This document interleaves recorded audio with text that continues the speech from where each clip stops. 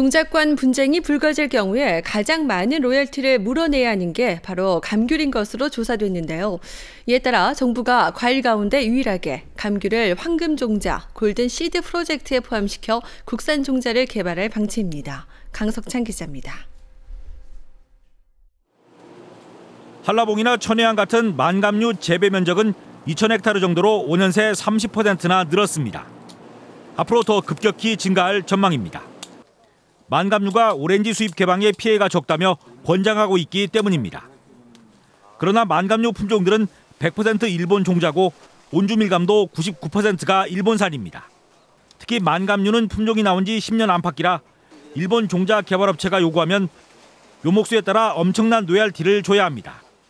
일본의 감귤 종자 개발업체들은 지난해 초 감귤이 로얄티를 물어야 하는 작물에 포함되자마자 제주를 방문해서 감귤 재배 실태를 조사하고 돌아갔습니다. 당장 로얄티 분쟁을 제기한다면 FTA보다 몇 배나 큰 피해가 불가피합니다. 하지만 대책이 없습니다.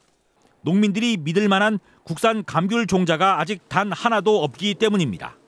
이런 문제가 있을 거라는 것은 이미 10년 전에 예상을 했던 부분이거든요. 그러면 이미 이제 거기에 집중적으로 투자를 하고 품종을 개발하고 하는 걸 했었어야 됩니다.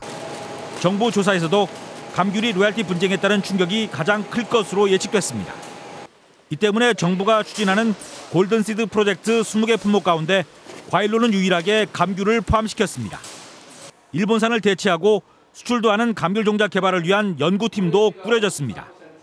감귤 연구기관과 함께 지역 종자업체들이 참여하고 있습니다. 우선 그동안 진행된 감귤 6종 연구 결과를 토대로 일본산을 대체할 품종을 개발해 보급할 방침입니다.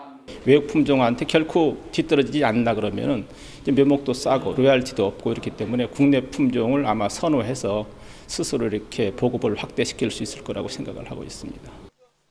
제주에서 감귤 6종은 지난 1996년부터 시작됐습니다.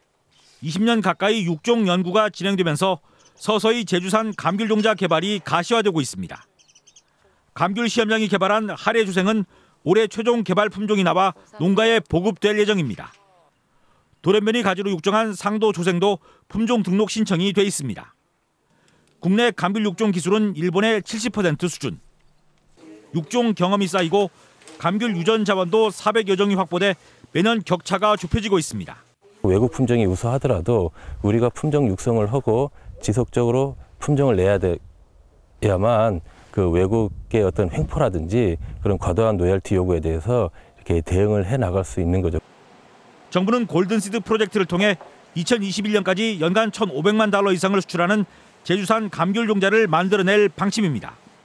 200억 원 가량의 예산도 지원할 예정입니다. 새로운 품종을 개발을 해서 국내도 보급하고 그다음에 저장성도 높일 수 있는 품종이 되신다면 외국으로 지금보다도 훨씬 많은 수출이 가능하리라 생각합니다. 아직까지는 미국산 오렌지에다 일본의 로얄티 요구까지 걱정해야 하는 게 제주 감귤 산업의 현실입니다. JIBS 강석창입니다.